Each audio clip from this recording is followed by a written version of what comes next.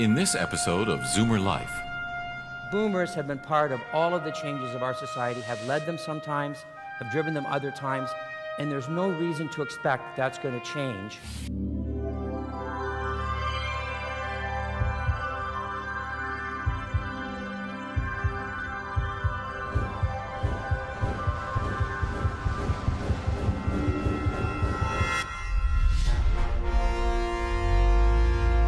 ZoomerLife. Health, wellness, and longevity from the world's brightest minds. It has been an interesting thing for me to observe over the years of giving these conferences that professionals are well appreciated, artists are well appreciated, people are generally understood and expected to talk about their work. But when a business person comes on stage, there is a kind of stiffening of spines and a measure of resistance to what is about to be said. I've never quite understood that. I don't think it's entirely fair. Business is at the core of our economic prosperity, and there are some businesses that do good. And that's why I invited our next speaker, because he's had an interesting trajectory. He spent 31 years in public life, working as, most recently, president and CEO of St. Mike's Hospital, 17 years. And now he finds himself at the leadership of a large company specializing in retirement homes, one of the big three companies in Canada that work in this field. And I don't know, Jeff, if I'm in any way eclipsing some of your material, but just to set the context of this discussion for you, I'm reading from an article in the ROB that talks about the problem, crisis and opportunity, of how society is going to pay for the surge in retirement facilities needed to accommodate the generation born between 46 and 64. That's the boomers, us guys, the Zoomers.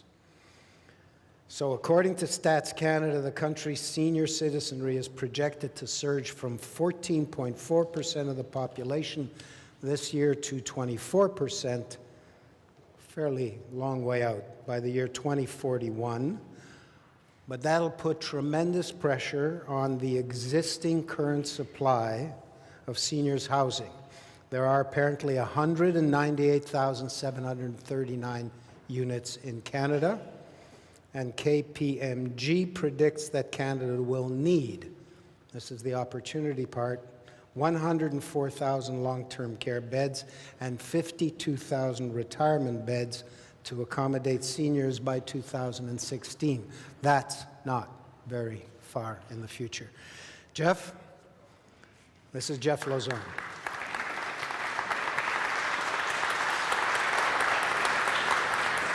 Thanks, Moses. Nice to have you here.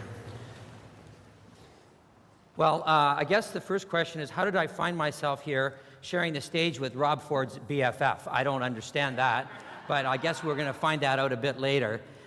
Best friend forever, Mary. That's there's nothing terrible about that. If you could see this from my perspective, there's a big clock down here that says I have 16 minutes and 58 seconds to go, and I guess they have that there so that it's kind of like I don't get into the Lester Pearson problem.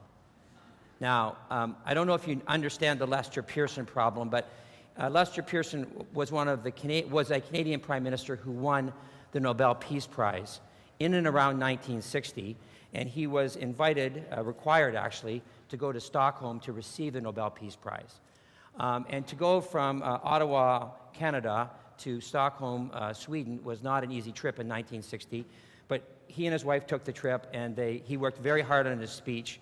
He tried to do, he put it all together in a very good fashion, he thought. He stood up in front of this glittering state banquet with the King of Sweden and all these important dignitaries there, delivered his speech flawlessly, went back and sat down beside his wife and said, "How did I do?" And she says, "You missed a number of wonderful opportunities to sit down sooner."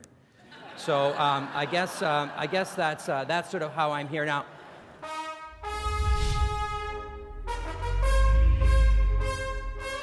83% of the boomers surveyed said they want a better aging experience than their parents. They want something to be more flexible, to have more choice-driven. They want something that will meet their individual needs as opposed to something that may meet a collective need.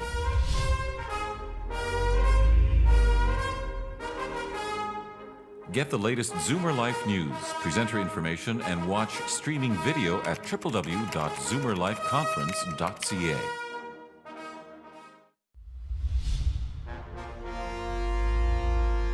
ZoomerLife. Health, wellness, and longevity from the world's brightest minds.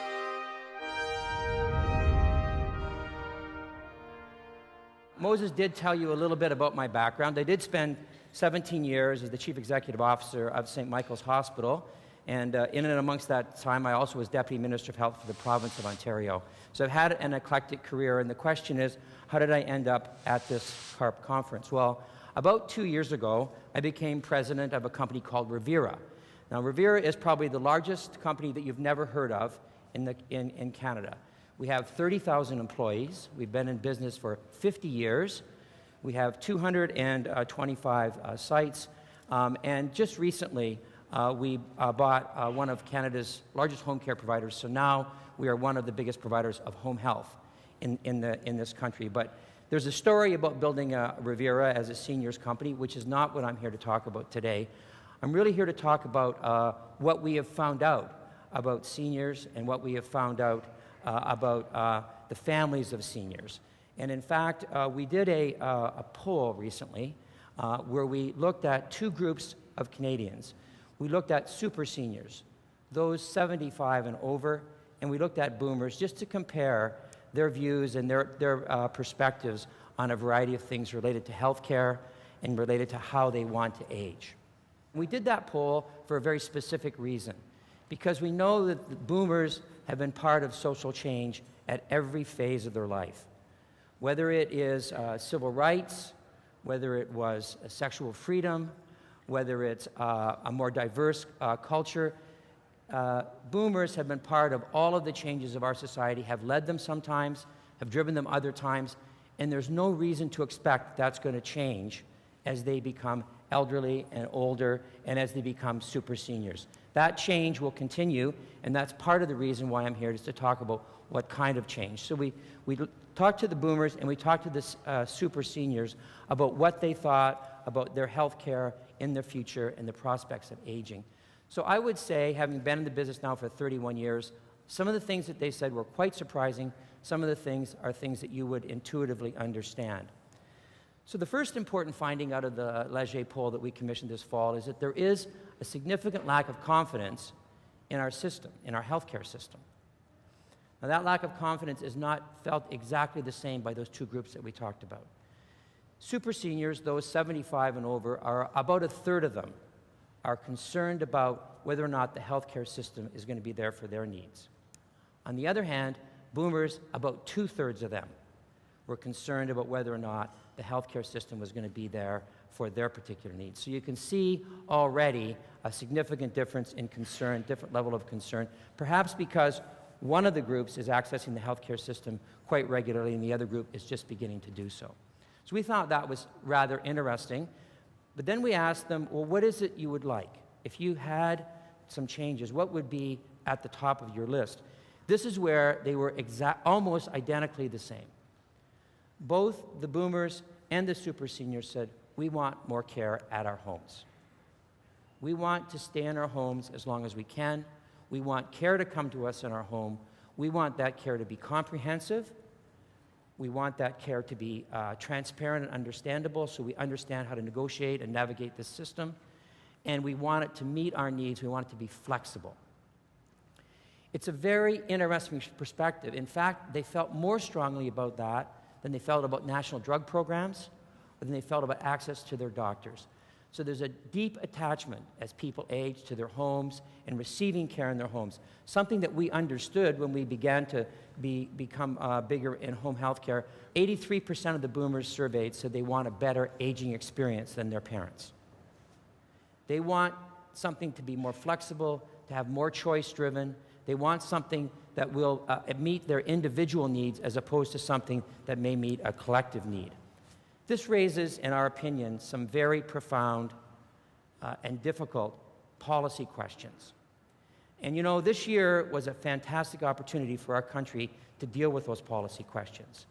We had 6 provincial elections and we had a federal election. And everybody watched for various reasons. I watched to see if anybody was going to talk with any degree of interest or depth about healthcare. And I must say, having read about 6 provincial elections and have witnessed them in our own provinces and 1 federal election, there wasn't one serious debate about our healthcare system.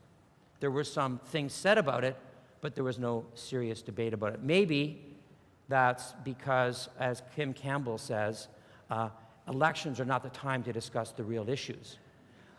But I don't think that's the case. I think it's because politicians generally are afraid to have this discussion. They don't want to do it publicly. They don't want to do it even privately. They're kind of afraid to have the discussion. But the discussion is going on nonetheless.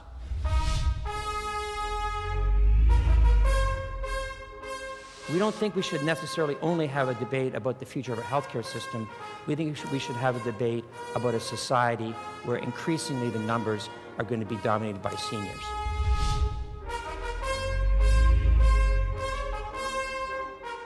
Get the latest ZoomerLife news, presenter information, and watch streaming video at www.ZoomerLifeConference.ca.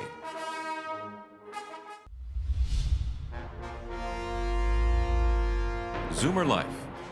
Health, wellness, and longevity from the world's brightest minds. In April of this year, the C.D. Howe Institute,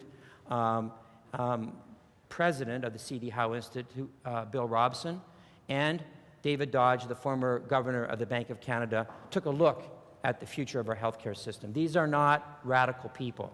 These are intelligent, thoughtful, well-intentioned individuals who looked at the future of our healthcare system. And basically what they did is they looked at how we spend now, and they took a very optimistic perspective.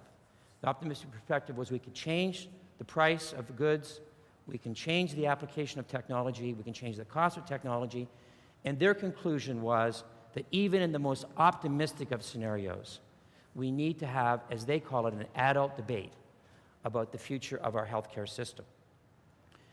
It hasn't occurred to date. At Revera, we would take a little bit of a different slant on that. We don't think we should necessarily only have a debate about the future of our healthcare system. We think we should have a debate about a society where increasingly the numbers are going to be dominated by seniors. In 2000, 1 in 8 Canadians were over 65. By 2025, 1 in 4 Canadians will be over 65. We operate in 9 provinces, 10 states, 2 countries. Nowhere is there a senior strategy. We have not seen a senior strategy in any jurisdiction that we've dealt with, even though we all know that this type of senior strategy is desperately needed. So what would a senior strategy look like? Far be it for us to give you exactly, or far be it for me to think that I have all the answers. But there will be some things about a senior strategy that we should be thinking about. First of all, we need to think of seniors not as dependent and recipients, but as independent, decision-making group of individuals, customers, as you will, clients, if you will, individuals who will tell us what they would like, and it's our job to respond to that. So that's one thing. Secondly, seniors have overwhelmingly said, we want to be more physically active, we want to be more fit, we want to have a variety of things available to us as we age. That will include a program like we have at the Revera called Rev It Up, which looks at nutrition, physical activity, and mental alertness skills and programs to help that go along. So that's a very big part of that. A second big part of what seniors are looking for is social interaction. And as the boomers said, we want to have social interaction as we age, which is a little bit of an interesting conflict between I want to age and I want to be cared for in my home versus I want to have a lot of social interaction.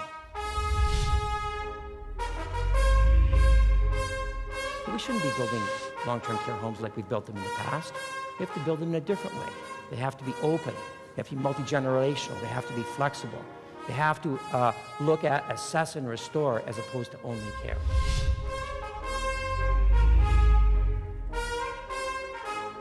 Get the latest ZoomerLife news, presenter information, and watch streaming video at www.ZoomerLifeConference.ca.